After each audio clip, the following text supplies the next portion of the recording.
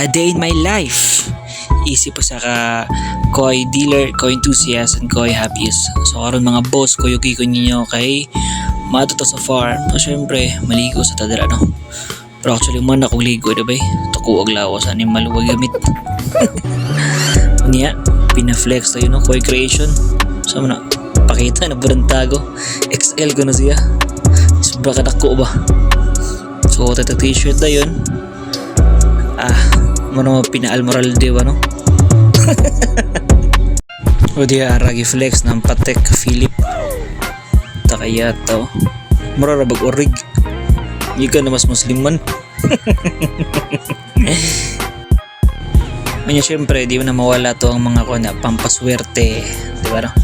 Ang mga piyaw. Syempre natin mga gold, mga bling niya bay, di na mawa pero may kadalakaw na ko kung kailangan ako pero may kakita na ko na ko yung mga sing jobless kayo may trabaho. Kanya syempre di na mawa nga to ang max na guys no? Papuwa sa lips ba kaya wala mo tamo ni Garilio guys no? Max na ta ano ba lamay kayo ayos. Syempre ato na yung iko ano atong bag no, shoutout sa Usage baka naman mga boss so tata let's go. Pero nyara naam ko nakalimutan guys. Katori akong bag dara nadari ako ang mga special weapon guys no? Ako ang mga secret weapon nasa Surya ay pensa ba sana ako'y dabag guys peta joke. Pero napagiti nakalimutan guys wow na atong helmet so shoutout sa DNA Koi Farm syempre kay Doc Aljeric and Madam Dani. Yan kwao na tani guys alas 9 na buntag udto na kahit nakagikan na so dayon fighter na kayo so tiglases murag asa magkamping niya kay late naman mag-book na tag movie guys no? So mao ni akong location so ang plate kay 96 yan mo to nakasakay ra sa gudayon dali ra kay guys dali ra kayo mas dali ang movie sa Maxim.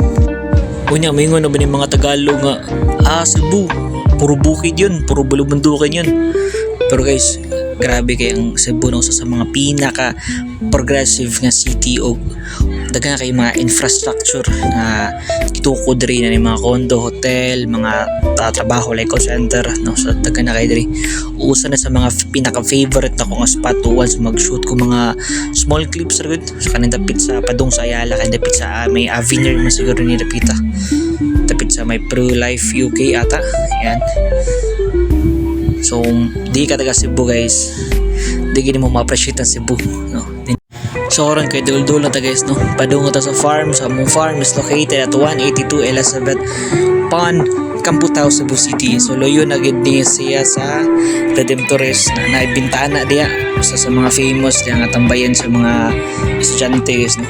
So nadra may wisteria loyo ra guys likura kadara dead in so naabot ta guys wala kita magdugay. So pasilip ka sa to ang mga available nga coins.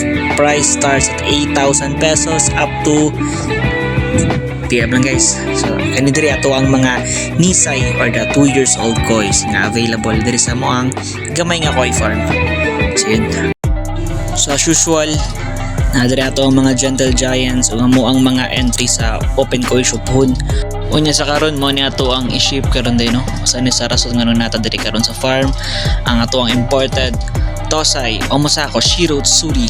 So amo ang price ni is 8,000 pesos ra. And then mo ni ang certificate gikan sa Omasako Koi Farm. So syempre before ta magdakop sa isda ato na limpyuhan ang ato ang koi net guys no.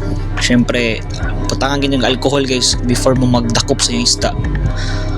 No kay para depensa sa cross contamination so syempre ni mga bakterya na dira ang utakay baw so mas may atong limpyuhan syempre manatag limpyo de guys and then start na ta og dakop sa ato ang i-ship nga isda.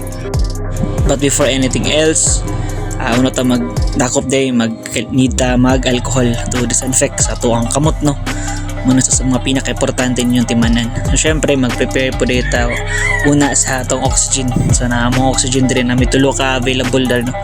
So di kita mautan unlimited guys. Unya din napita guys ganda matag plastic guys no. So usa na sa mga ginagamit guys no, Elbagin para kalmar ang isda once inyong i-ship no, para di kayo siglayat sa mota kaning mga tosay good nga gagmay nga isda once ug i-ship mo sige sa lihok yung tanan gid. Ug labi na ka ng mga dagkong koys like mga male. So sige sa glayat, so mas may nagnamoy mga kuan pampakalma sa isda ug inyong i-ship. So nasa uban sekreto na asin pro o pa ko nakatry na. So dire nagpack na ta para makalarga na ta guys no, hinay-hinay. Dali ra jud kay pagpack sa isda guys. Mga dali ra jud kay ni sa minuto ni. Ayos na kayo. So mo ni ibutan na to sa styro. Nadira ang cert sa ato sa videohan para natay makapakita sa tong kliyente. So konting pasilip na pod sa tong mga baligya no, sa farm. Sila tong mga nisay no. Natay male and female.